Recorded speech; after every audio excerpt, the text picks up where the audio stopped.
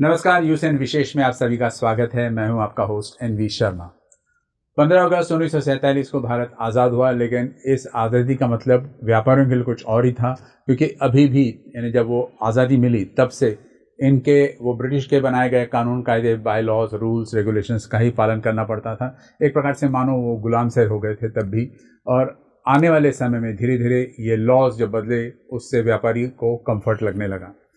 कई बार तो ऐसे होता था कि ये laws, by laws, rules, regulations जो भी हुआ करते थे उसमें तब्दीलियों की ज़रूरत थी, क्योंकि वो आउटडेटेड हो गए थे। उसको मॉडर्नाइज करना, उसको उस हिसाब से एडजस्ट करना भारतीय सोसाइटी में ये एक चुनौतीपूर्ण काम था। अलावा इसके व्यापारियों की हालत द्रौपदी जैसी हो गई। महाभारत में आपने सुना होगा, द्रौपदी को युधिष्ठिर की बातें सुननी पड़ती थी, अर्जुन की बातें सुननी पड़ती थी, भीम की बातें, नकुल और सहदेव की बात सुननी पड़ती थी। वैसे उसी प्रकार ये व्यापारियों को भी एक प्रकार से सेंट्रल गवर्नमेंट के कानून कायदे का ध्यान रखना है, स्टेट गवर्नमेंट के कानून कायदों का ध्यान रखना है, लोकल बॉडीज जो टैक्सेशन अथॉरिटीज है, कस्टमर्स को भी खुश रखना है और अपने व्यापार को सुचारू रूप से चलाना है।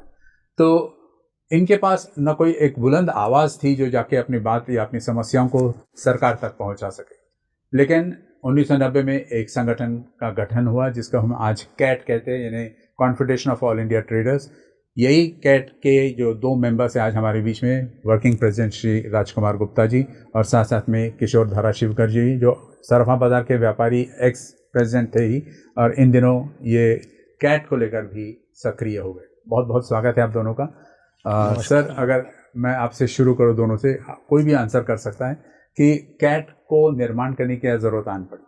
कैट को निर्माण करने का आवश्यकता ऐसी पड़ी कि हमारा देश में व्यापार 2 तरीके से होता है। उसमें एक संगठित व्यापार, एक असंगठित व्यापार। संगठित व्यापार 20% है, असंगठित व्यापार 80% है। जब ये बड़ी कंपनी वाले उसको बहुत तरीके से मॉडल करके छोटे बाजारों में कब्जा करने लगे, और ये जब उनके हमारे लोगों के विषय ध्यान में आया कि हम इनके सामने कहीं तो भी तकलीफ हो रही है, हम उनके सामने तैयारी नहीं कर पा रहे, तो इसको सोचते हुए व्यापार को जब हानि होने लगी, व्यापार में कमी आने लगी, तो उसको सोच के व्यापार बढ़ाने के लिए ऐसी राष्ट्रीय संस्था का निर्माण करना पड़ा, जिसका हम लोगों ने, सारे लोगों ने मिलके उसको एक तैयार किया, कैट का रूप दिया है। तो कैट 1990 से इस क्षेत्र में काम करता है। जी, आप कुछ कहेंगे सर इससे? कैट ये ऐसी संस्था है कि इसके पूर्व में भी व्यापारी संगठनाएं तो राष्ट्रीय स्तर की, स्थानीय स्तर की, स्टेट लेवल की, हर जगह थी, आज भी है और आगे भी रहेगी। मगर पूर्व की जो संस्थाओं का तजुर्बा है, पूर्व की संस्थाएं देश आज़ादी मिलने के बाद शुरुआती दौर की जो संस्थाएं थी, ये पर्टिकुलर घरानों के पास उनके व्यापार को बढ़ावा देने के लिए चोला पहन के काम करती थी, और आम व्यापारी की आवाज सरकार तक कभी नहीं पहुंचती थी। रिजर्व ऐसी वो संगठनाएं थी। मगर समय बदलते गया और इस क्षेत्र में भी काफी सारे अच्छे परिवर्तन आए, और हमारे नागपुर के बीसी भरतिया जो कैट के राष्ट्रीय अध्यक्ष है, उन्होंने कैट का राष्ट्रीय अध्यक्ष पद स्वीकारा, और नागपुर में उन्होंने सभी संगठनों से मिलके एक बॉडी नागपुर में गठित की। वो बॉडी का प्रेसिडेंट नागपुर का शुरू से मैं रहा, आज भी हूं, आगे का भविष्य भरतिया जी जाने। मगर आम से आम व्यापारी की आवाज बनने का प्रयास भरतिया जी और हमारे राष्ट्रीय महामंत्री प्रवीण खंडेलवाल जी ये जिस ढंग से करते हैं, और दूसरा ये एनडीए गवर्नमेंट आने के बाद इन लोगों की हर मंत्रालय के कार्यालय में और उस खाते के जो मंत्री महोदय होते हैं उनसे इतनी गहरी पैठ है, इतनी गहरी पहचान है और इतने अच्छे ताल्लुकात है कि हर छोटे से छोटे व्यापारी की आवाज आज सरकार तक पहुंचती है। जी। और सरकार ने भी ये टू वे व्यवस्था बनाई है, वो भी चाहती है कि ये संगठन इस प्रकार से काम करे ताकि हम छोटे से छोटे व्यापारी की दिक्कतें हल कर सके, क्योंकि व्यापारी की दिक्कत हल करेंगे तो व्यापार की दिक्कत हल होगी, और व्यापार की दिक्कत हल होगी तो कंज्यूमर कहीं तो भी सेटिस्फाइड होगा। बहुत अच्छा लिंक बताया सर आपने। और इन शॉर्ट आप दोनों का कहना है, इसका ये निचोड़ निकाल सकता हूं मैं कि आप व्यापारी भाइयों की आवाज़ को बुलंद करती है ये स्कैट, और अध्यक्ष जैसा आपने बताया प्रेसिडेंट है बीसी भरतिया साहब, तो उनके माध्यम से, खंडेलवाल साहब के माध्यम से आप वो गवर्नमेंट के कानों तक पहुंचा देते हैं। एकदम जी जी सर, मिशन तो आपने बहुत सुंदर तरीके से समझाया, इसका विजन क्या है आपका, आगे क्या, यानी किस दृष्टिकोण से आप इसको देखते हो? हम छोटे व्यापारियों को संगठित करके उनको इसकी पाठशाला चलाना चाहते हैं, व्यापार कैसे करना, व्यापार को कैसे आगे बढ़ाना, इन सब चीजों को पकड़ के कितना अच्छे से अच्छा मॉडल बन सके आने वाले समय में छोटे से छोटा व्यापारी और अपने व्यापार को बहुत सही ढंग से काम करके आगे बढ़ावे, ये हमारी सोच। जी भाई ऐसा है कि हिंदुस्तान की जो कानून की किताबें हैं वो सारी अंग्रेजी में है जी, और अंग्रेजी ये आम आदमी की भाषा नहीं, न कभी थी न रहेगी, और उसमें बदलाव होना समय की जरूरत है जी। और लॉ की भाषा समझने के लिए अगर मेरी मातृभाषा में अगर वो चीजें मेरे सामने आती है तो मैं कुछ तो समझ पाऊंगा, पूरा नहीं समझूंगा क्योंकि वो तो पर्टिकुलर शिक्षा लिए बगैर समझना बहुत कठिन है, मगर फिर भी मातृभाषा में आते बराबर निश्चित रूप से उसका फर्क 50% तो समझ 50%। ये तो विजन है आपका। हमने ये देखा कि आज के जो हमारे नेतृत्व है वो इन सारी चीजों का पहले खुद गहराई से अध्ययन करते हैं, बहुत गहराई से अध्ययन करते हैं।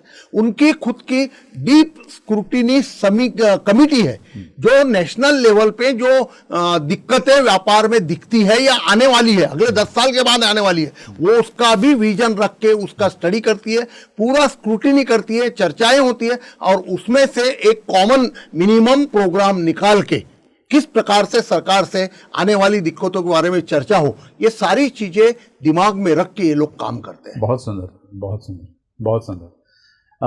हम बात करेंगे अचीवमेंट्स की। आपने कहा कि एक साधारण व्यापारी जो ज़्यादातर अशिक्षित रहता होगा भारत देश में, या फिर बाद में उसको कानून कायदे की समझ बराबर नहीं है, उसको किसी न किसी पर डिपेंड करना पड़ता है, तो ऐसे हालातों में आपके अचीवमेंट्स को आप जब से इसका गठन हुआ है, जैसे आपने कहा 25 साल हो गए, तो आपकी क्या क्या उपलब्धियां और जिसके ऊपर आप गर्व कर सकते हैं? जी, हम लोगों का कुछ 5-10 साल पहले हमारे सराफा व्यापार में बहुत बड़ी कंपनियों ने कब्जा करने के लिए छोटे व्यापारियों पे एक संस्था का गठन कर लिया, इंडस्ट्रियल लोगों ने, और उसके माध्यम से हमारे व्यापार को जिले में ले जाकर एग्जीबिशन करके उसको कहीं ना कहीं तकलीफ देना शुरू कर दिया, छोटे व्यापारी को कहीं ना कहीं तकलीफ देना शुरू कर दिया। जब ये चीज ध्यान में आई तो हमने इसका all India James and jewellery gold Smith federation की स्थापना की।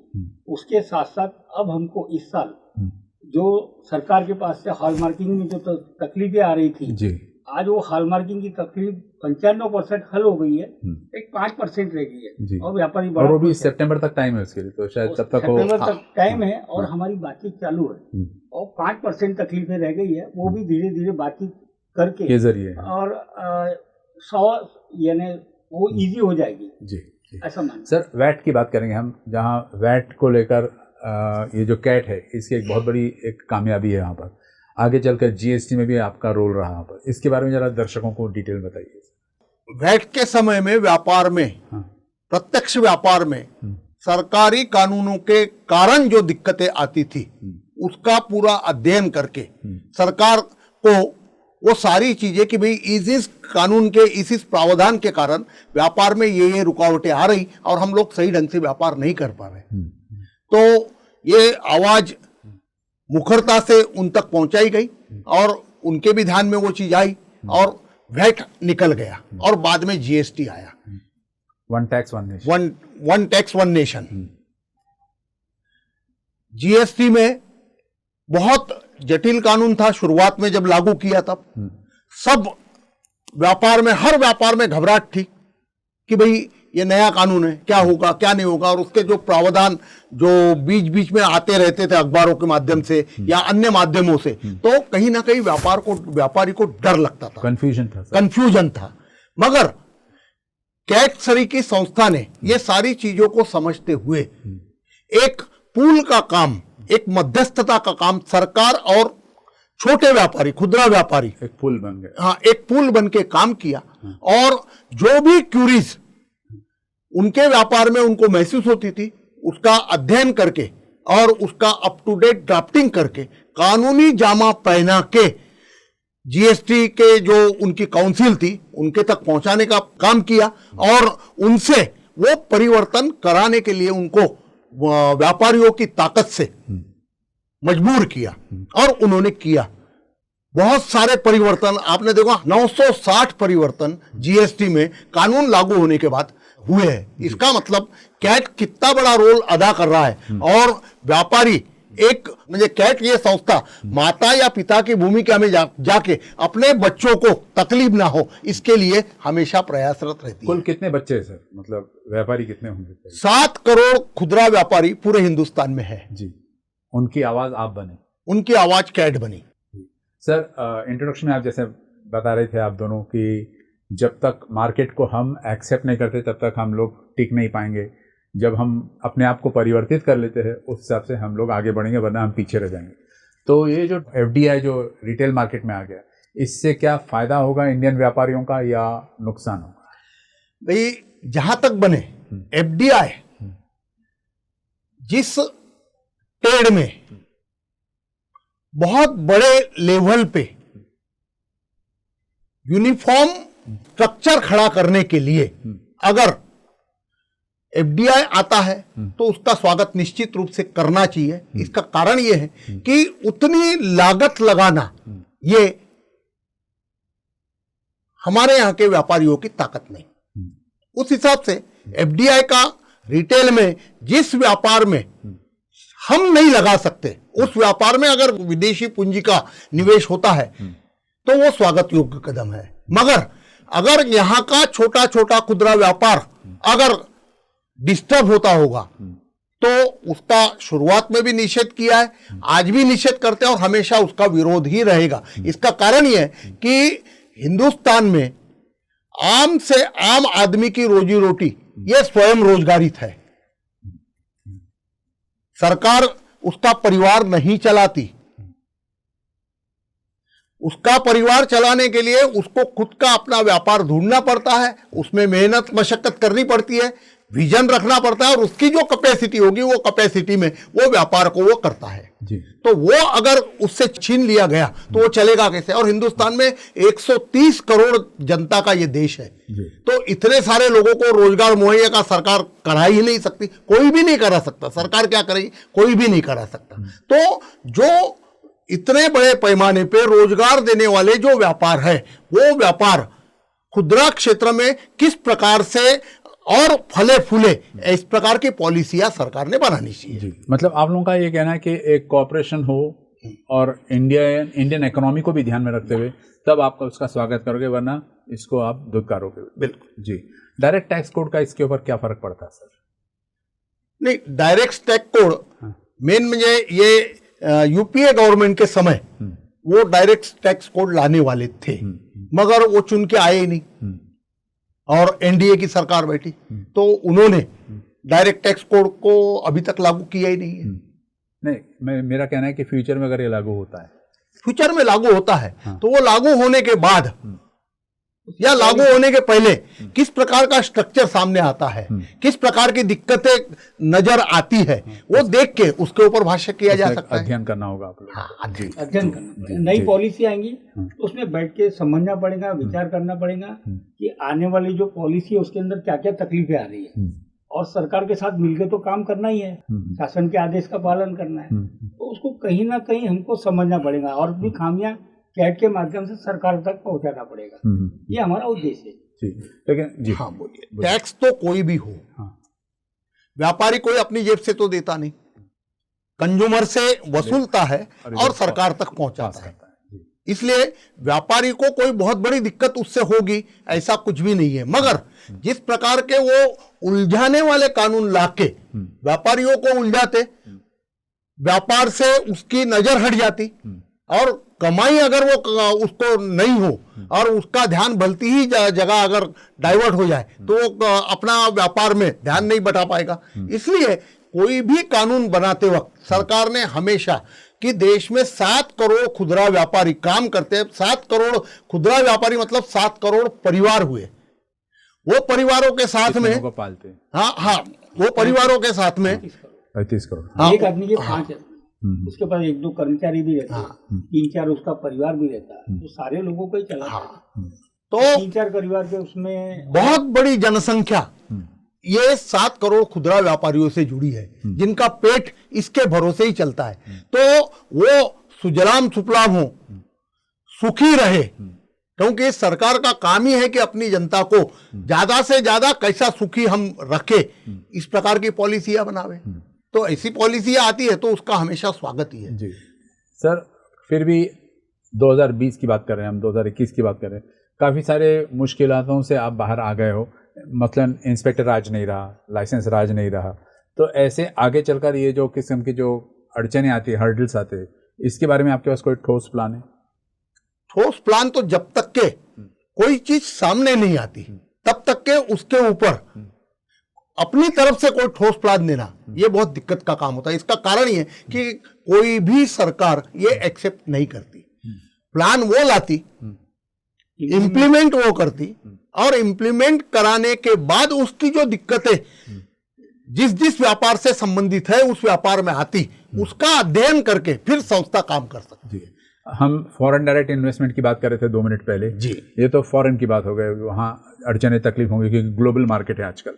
लेकिन इंटर स्टेट रिलेशंस जो होते हैं मार्केटिंग को लेकर, उसमें भी कई सारी बाधाएं आती हैं। देखिए, अंतर्राज्यीय व्यापार का ऐसा है कि देश में 29 राज्य और केंद्र शासित प्रदेश, इतने राज्यों में व्यापार में कोऑर्डिनेशन होना चाहिए। हर स्टेट में उसकी अपनी कुछ ना कुछ प्रोडक्शन की स्पेशलिटी होती है। वो नेचुरल प्रोडक्ट भी हो सकता है और मैन मेड प्रोडक्ट भी हो सकता है जी। तो ये प्रोडक्ट अगर कंज्यूमर के लिए आकर्षण का केंद्र बने, ऐसा अगर उस राज्य को लगता है कि जैसे हर राज्य की कुछ विशेषता होती है, जैसे जम्मू कश्मीर में हम जावे तो वहाँ केसर की उगाई होती है, बहुत सारे फल वहाँ बनते हैं, ऊनी सामान बनता है, तो उसका मार्केटिंग करने के लिए अगर वो दूसरे राज्य नेशनल लेवल पे ऑर्गेनाइज होके संस्थाओं के माध्यम से आदान प्रदान अगर करेंगे तकलीफों का, व्यापार का, प्रदर्शनियां, जैसे उन्होंने बोला कि भाई महाराष्ट्र में हम प्रदर्शनी लगाने की इच्छा रखते हैं ताकि हमारे प्रोडक्ट कंज्यूमर को मालूम पड़े, तो हमारा ये फर्ज बनता है कि हम उस प्रकार का माहौल उनको बना के दे कि वो वहां से वो प्रोडक्ट लावे, कंज्यूमर तक उसका डिस्प्ले करे और ऑर्डर्स मिले तो ऑर्डर भी ले, सप्लाई भी करे, और उसमें हम एक मीडिएटर की भूमिका निभा के उनको हेल्प हमने करना चाहिए, ये हमारा कर्तव्य है। मतलब ये मुद्दा जो है सभी स्टेट्स के कोऑपरेशन का सवाल है, क्योंकि यहाँ के संतरे अगर बाहर जाते हो तो वो एक्सेप्ट करते हुए वो मार्केट वहाँ क्रिएट करना ये भी एक जिम्मेदारी हो जाती है। बीकानेर की पापड़ है, जी, सेव भुजिया कई है। सारी। और मेन में ये क्या हुआ है कि हर स्टेट में कुछ ना कुछ अच्छी चीजें हैं जी। वो अच्छी चीजों का आदान प्रदान दूसरे अपने राज्यों में होगा तो व्यापार बढ़ेगा और वहाँ की पॉलिसियां बाहर आएगी, सब लोगों को उसका स्वाद भी मिलेगा और व्यापार भी होगा। तो ऐसा राज्य स्तर पे एक बोर्ड बनना चाहिए, ऐसा उद्योग मंत्रालय बनने को होना कि एग्जीबिशन के मार्फत इन चीजों को प्रोजेक्ट करके ज्यादा से ज्यादा व्यापार को बढ़ावा दे। तो इस तरफ इस और कोई पहल की आप लोगों ने कैट के माध्यम से कि इस किस्म से सुचारू रूप से अगर ये एस्टेब्लिश हो जाए? नहीं, चर्चा हो रही है। हाँ। हर जगह चर्चा हो रही है। हमने अपने व्यापार को कैसा खड़ा करना, इसकी रोज चर्चा होती है। हम लोग हर वक्त मीटिंगों में ये चर्चा करते हैं कि अपने व्यापारी को क्या तकलीफ है, क्या परेशानी है, वो आगे डेवलपमेंट क्यों नहीं हो रहा। तो हम लोगों ने संस्थाएं वही काम कर रही है कि हमारे व्यापार में क्या तकलीफें आ रही है, उसको दूर करने के उपाय क्या है वो ढूंढना चाहिए। उसको लोन की जरूरत है, कोई ऑफिशियल परेशानी, लाइसेंस की परेशानी है, तो सब चीज में संस्थाएं बैठ के मदद कर रही है। अभी साल 1.5 साल से जो कोविड है, पैंडेमिक जो मचा हुआ है पूरे देश में, दुनिया में, तो इस अवसर पर आपने आपका मानवता का परिचय दिया है। परिचय इस हिसाब से दिया है, आपने बहुत सारे लोगों को हेल्प किया, तो उसके बारे में हमारे दर्शक ज़रूर जानना चाहेंगे। कोविड के दौरान आपकी कार्य प्रणाली। कोविड के समय हम लोगों ने बहुत अच्छे कार्य किए। व्यापारियों सबने मिलकर कैश के माध्यम से, सराफा बाजार के माध्यम से, व्यक्तिगत माध्यम से, तीनों क्षेत्रों में काम हुआ है। हमने जैसे एक शिविर चलाया 1 महीने का। रात को 10 बजे हम लोग अपना किचन स्टार्ट करते थे, सुबह 8 बजे तक वो किचन चलता था। पूजा चैरिटेबल ट्रस्ट के नाम से हम लोगों ने ये काम किया था। तो उसमें रोज रात को नाश्ता और गर्म चाय रोज, और जितना पुलिस डिपार्टमेंट हमारे 5 थानों का था वो हमारे सेंटर पे आता था गाड़ी लेके। उन लोगों को उतने प्लेट नाश्ता, जो ड्यूटी पे रहते थे, नाश्ता और चाय भिजवाते थे जहाँ उनकी ड्यूटी लगती थी उन लोगों को। और सुबह सफाई कर्मचारी जो 5 बजे आते थे उनको पैसे देके भी नाश्ता नहीं मिलता था। तो हम लोग 6 बजे जब उनकी ड्यूटी लगती थी तो ड्यूटी के टाइम पे हम लोग नाश्ता लेके पहुंच जाते थे। जाने के पहले, ड्यूटी जाने के पहले उनको नाश्ते का पैकेट वितरित करते थे। और सराफा बाजार में हमारे कारागिर भाइयों को अनाज के किट सामान बांटा है। और जब जो समय पे जैसा जैसा लगा, सब लोगों ने मिलकर काम किया। बाजार ने भी काम किया, कैट के साथ भी पूरा काम किया, अवेयरनेस का पूरा काम किया। मतलब मानवता का परिचय दिया आप लोगों ने। आप कुछ जोड़ना चाहोगे भाई? इसमें एक चीज ये ध्यान में आई कि पूर्व समय में अपने यहाँ MBBS डिग्री धारण किए डॉक्टर, आयुर्वेदिक, होम्योपैथिक, ये डॉक्टर्स लोग हर मोहल्ले में पेशेंट्स के लिए काम करते थे।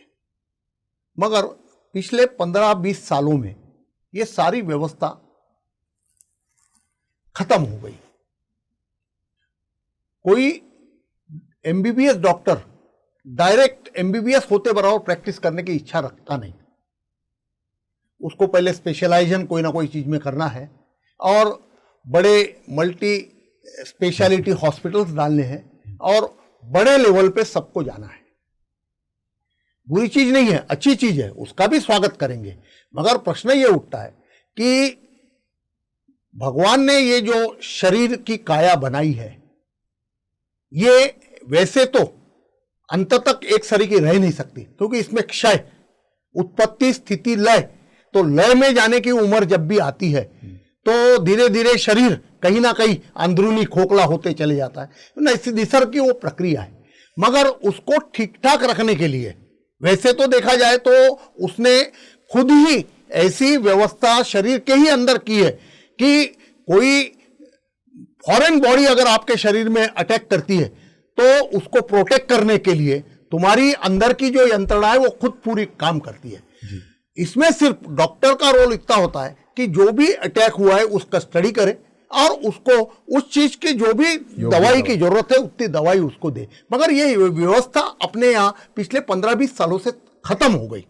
ये व्यवस्था नए सिरे से चालू होनी चाहिए। इसका कारण ये है कि हर साधारण आदमी 3-3 लाख 5-5 लाख रुपया 8 दिन के, 15 दिन के, 20 दिन के हॉस्पिटल को नहीं दे सकता। तो आम आदमी की व्यवस्था क्या? और देखा जाए तो कोरोना का अगर डीपली स्टडी करो, सबसे असर इन्हीं पर हुआ है। तो सबसे ज्यादा असर हुआ तो एक प्रकार से ये विदेशी षड्यंत्र भी माना जा सकता है कि ठीक है, बीमारी का प्रकोप हुआ, वो लेबोरेटरी से नहीं आई होगी ऐसा भी आज अपन बोल नहीं सकते। उस पर भी पूरे विश्व में चर्चा चल रही है। मगर वो आया होगा, नहीं आया होगा, मगर उसका दुरुपयोग जिस पैमाने पे हुआ है और उसके कारण हर हिंदुस्तान के छोटे छोटे कस्बों में, छोटे छोटे अच्छे अच्छे घरों में जो जवान बच्चे हैं अचानक बीमार हुए और चल बसे, ये स्थिति आई और कई परिवार उजड़ गए। उनको अगर बराबर समय पे अगर ट्रीटमेंट मिली होती, और वो ट्रीटमेंट कोई बहुत महंगी ट्रीटमेंट नहीं है, इन्होंने जबरदस्ती उसको महंगा बनाया, तो कहीं तो भी शासन ने, सरकार ने इन सारी चीजों का अध्ययन करना चाहिए। और जो पूर्व में बीत गया वो तो बीत गया, उसको हम ढिंडोरा नहीं पीटते बैठेंगे, मगर नए सिरे से नई व्यवस्था लगाने के हिसाब से हर मोहल्ले में इस प्रकार के डॉक्टर्स डेवलप हो और डॉक्टर और पेशेंट इनकी नजदीकियां बढ़े। जैसे मैं उदाहरण देता हूं कि हमारे क्षेत्र में, मैं जिस क्षेत्र में रहता हूं, मैं रेशिमबाग क्षेत्र में रहता हूं, तो हमारे क्षेत्र में डॉक्टर जिनकी उम्र अभी 86 साल की है, still he is in working, अभी भी वो पेशेंट देखते हैं 3-4 घंटे और मात्र 50 रुपए शुल्क। हाँ, वो समन्वय होना जरूरी है सर, मानवता होना तो जरूरी इस है। प्रकार की अगर व्यवस्थाएं जो पूर्व में हमारे पूर्वजों ने खड़ी की थी, वो हम लोग अंधेपन में उसको सारा डिस्टर्ब करके रख दिया, उसको फिर कहीं ना कहीं वापस पुरानी धारा में लाना जरूरी है। आवश्यकता है सर, बिल्कुल। सर, समय समाप्त हो जा रहा है। एक और पूछना सवाल आपसे, क्योंकि जल्दी जल्दी निपटाना इस पॉइंट को। आपने कहा फॉरेन इन्वेस्टमेंट यहाँ पर हो रहा है, तो ऑनलाइन भी तो इंडिया में स्टार्ट हुआ है। ऑनलाइन बिजनेस से खुदरा व्यापारियों पर क्या असर पड़ा है और उसको आप कैसे देखते हैं, और कैट उसके लिए क्या सोच रखती है? भाई, आज की तारीख में, आने वाले समय में ऑनलाइन व्यापार बढ़ेगा, ये भविष्यवाणी आज से 15 साल पहले ही हमारे राष्ट्रीय नेतृत्व ने, जहां जहां भी उनकी सभाएं हुई, मीटिंगें हुई, बहुत बड़े बड़े शहरों में, छोटे कस्बों में, हर जगह जहां जहां भी व्यापारियों का संगठित करके उन्होंने जो विषय रखे, उसमें ये एक विषय हमेशा रहता था कि समय बहुत तेजी से बदल रहा है। ऑनलाइन व्यापार ये आने वाले समय का भविष्य है, इसको आप टाल नहीं सकते। आपको शिक्षित होना पड़ेगा। जो शिक्षित होगा उस विचारधारा को स्वीकारेगा और अपने व्यापार में बदलाव करेगा, तो ही वो टिक पाएगा। रेस के बाहर हो जाएगा अगर नहीं किया तो। HMT घड़ी। जी जी। तो हम तो यही संदेश देंगे कि ऑनलाइन व्यापार निश्चित रूप से काफी तकलीफ देह है, क्योंकि स्पेशलाइज्ड व्यापार है। जिसने उसका अध्ययन किया, जिसके पास उसका उस प्रकार का पूरा इंफ्रास्ट्रक्चर है, वो तो कर सकता, मगर एक आम आदमी नहीं कर सकता। मगर फिर भी कैट ने अपना पोर्टल उपलब्ध कराया है, कैट ने पोर्टल भी निकाला और देश का 7 करोड़ खुदरा व्यापारी उसमें रजिस्टर्ड हो, निःशुल्क, किसी भी प्रकार के कोई शुल्क न लेते हुए आपको उस पोर्टल में अपने आप को रजिस्टर करना है। आपकी जो कमोडिटी है उसका डिस्प्ले करना है और उसकी पूरी नेटवर्किंग कैट ने की है और उसको इंप्लीमेंट भी रोज कंटिन्यूअसली चल रही है। तो कैट की जो एक रिटेल स्कूलिंग सिस्टम आपने स्टार्ट की है, तो उसमें ये सारी बातों को आपने शामिल किया है कि एजुकेशन ऑफ द शॉपकीपर या कहीं ट्रेडर, इन सबको एजुकेट कराते हो आप? नहीं, ये तो देखो, जैसे जीएसटी आया तो जीएसटी के टाइम में जीएसटी की पाठशाला करके लोगों को जीएसटी लॉ का नॉलेज देने के लिए लोगों ने हमने पाठशाला तो ऑनलाइन पाठशाला? हाँ, ऑनलाइन नहीं, प्रत्यक्ष में पाठशाला चलाई और अभी तो ऑनलाइन सब चल ही रहा है। अभी तो कंटिन्यूअस वेबिनार हो ही रहे, रोज ही हो रहा है। अवेयरनेस प्रोग्राम, व्यापार में अवेयरनेस प्रोग्राम, क्योंकि व्यापार जिस तेजी से बदल रहा है, आने वाली पीढ़ी चाहती ही नहीं कि मैं बाजार में निकलूं, क्योंकि उसके पास उतना समय नहीं, और दूसरा उसके पास खरीदी करने की कैपेसिटी हो, इतना पैसा वो कमा रहा है, तो निश्चित रूप से वो उसके स्टेटस से रहेगा। उसके पास अगर समय नहीं है तो उनकी मार्केटिंग कब होती है? जब सारी दुनिया सोई रहती है। उस टाइम में एक परिवार जोरू मरद आमने सामने बैठते, दोनों अब एक में की तरफ पीट करके बैठते, वो उसका लैपटॉप लेती, ये इनका लैपटॉप लेते और बाजार की सैर करते, दोनों संचार करते और जरूरतें क्या है, कहाँ कौन सी चीज अच्छे में मिलती है, सस्ते में मिलती है, उसका पूरा अध्ययन होता और वो ऑनलाइन बुकिंग करते, ऑनलाइन पेमेंट भी कर देते। तो हम जब सोए रहते तब मेरे पोर्टल पे व्यापार हो चुका होता। राइट। बाद में सिर्फ डिलीवरी देने का ही विषय जैसे आपने कहा, आधुनिक जमाने में इसके हिसाब से चलना होगा, वरना हम रेस के बाहर हो जाएंगे। एकदम सही। चलते चलते एक मैसेज अगर आप देना चाहोगे तो क्या दोनों? मैसेज तो यह है कि समय के हिसाब से जो बदलेगा उसको अपनाना, वो नहीं, वो तरक्की करेगा। जीना तो सबको है, मगर एक विजन रख के अगर जिएंगे और जमाने के हिसाब से जिएंगे तो आपको जीने का आनंद मिलेगा। वो आनंद अगर आपको लेना है तो आपको समय के हिसाब से जो भी नई चीज आती है उसका स्वीकार करना चाहिए और उस प्रकार की शिक्षा भी हासिल करना चाहिए। उम्र इसमें कहीं भी आड़े आती नहीं, जी, सिर्फ तुम्हारा जज्बा होना चाहिए। सही बात। व्यापार को आगे बढ़ाना है तो नई सोच रख के चलना पड़ेगा। नई सोच पे अगर हम नहीं बदलेंगे तो हम कहीं ना कहीं पीछे रह जाएंगे जी। तो व्यापार को बढ़ाने के लिए हमको सरकार के साथ और आने वाली उपभोक्ता के विचारधारा के साथ जुड़ के अपने व्यापार को बढ़ाना। जी, हम उम्मीद करते हैं कि कैट इसी तरह अपनी जो जिम्मेदारियां उसको बखूबी निभाए और आगे न केवल अपनी इकोनॉमी बल्कि वर्ल्ड इकोनॉमी को भी चेंज करने की क्षमता रखता है। Thank you very much for coming. Pleasure नमस्कार। Pleasure talking.